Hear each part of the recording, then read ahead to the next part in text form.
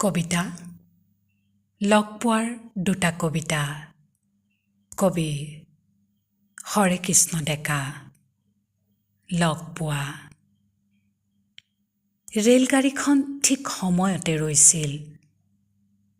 প্লেটফৰ্মৰ ঘড়ীটোলৈ চালোঁ, 7 বাজিছিল। ডবাবোৰৰ পৰা মানুহবোৰ খৰধৰকৈ নামিছিল, ক্লান্ত মুখ। গন্তব্যস্থলৰ বাবে ব্যাকুল ব্যস্ততা। মই ৰৈ আছিলোঁ। আজি অহা কথা এইখন ৰেলতে, ঠিক 7 বজাৰখনতে। কিন্তু চিনিম কেনেকৈ? লগ পোৱা নাই চিনাকি মাথোন মেছেঞ্জাৰ আলাপ কক্ষত। সেই সংকেতৰ আয়োজন। বৈদ্যুতিন বাস্তৱৰ পৰা তেজমঙহৰ জগতত মূৰ্ত হোৱা কেৱল আখৰৰ কথা পতা। তথাপি যেন কত দিনৰ পৰিচয়। প্লেটফৰ্ম শূন্য হৈ গ'ল। মই অপেক্ষাত।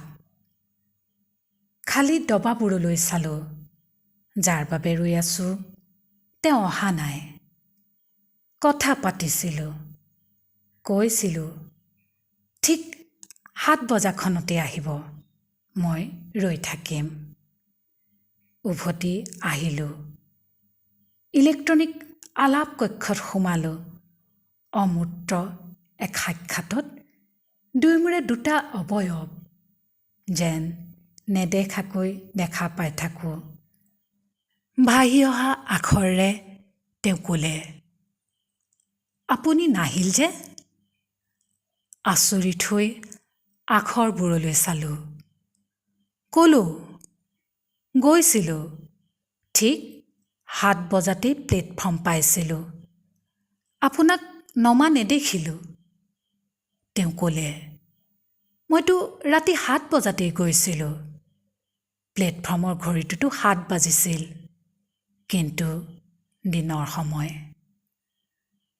সময়ৰ দুটা মণ্ডলত আমি।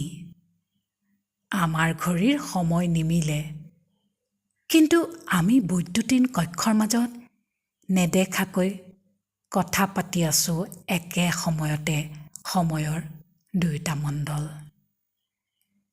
প্লেটফৰ্মত কোনোদিন নিমিলিব বাস্তৱৰ অলিকত প্লেটফৰ্ম যোগাযোগহীন হৈ ৰ'ব।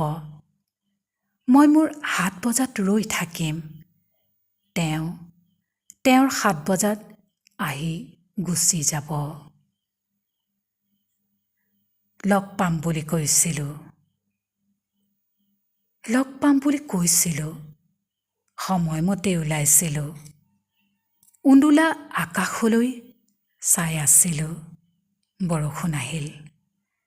বাটে পথে পানী। তেওঁলৈ বতৰা পঠিয়ালোঁ। যাব নোৱাৰিলোঁ, বতৰ বেয়া। ফোনত তেওঁৰ মাতটো ভাহি আহিল, নাহিলা ভালেই কৰিলা। বৰষুণত তিতি তিতি যিজন আহিছে, তেওঁলৈকে মই ৰৈ আছিলোঁ।